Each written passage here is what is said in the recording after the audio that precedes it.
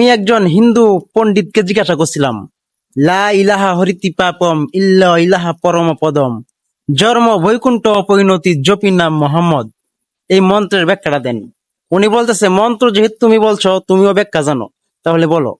আমি যখন মন্ত্রের অর্থ বললাম যে লা ইলাহার আশ্রয় ব্যতীত পাপ মুক্তির কোনো উপায় নাই, আল্লাহর আশ্রয় প্রকৃত আশ্রয়, বৈকুণ্ঠ নামক স্বর্গে যদি তুমি অর্থাৎ পরকালে যদি সুন্দর জীবন পেতে চাও, হযরত মুহাম্মদ সাল্লাল্লাহু সাল্লামের জীবন আদর্শ মেনে নাও। এটা কি ঠিক কিনা ওনাকে বললাম। উনি বলতেছে, হ্যাঁ এটাই ঠিক। তাহলে কেন আপনি ইসলামের পথে আসেন না? বলতেছে, আমি যদি ইসলামের পথে আসি, তাহলে আমাদের যে পূর্বপুরুষদের সম্পত্তি, সমস্ত সম্পত্তি থেকে আমাকে বঞ্চিত করবে আমার ভাই ব্রাদার যারা আছে, আত্মীয় স্বজন। এই জন্য আমি কোথায় যাব, কি করব, এই ভয়ে আমি ইসলাম গ্রহণ করি না। কিন্তু ইসলামই হচ্ছে একমাত্র জীবন বিধান, এটা ছাড়া দ্বিতীয় কোনো পথ নাই।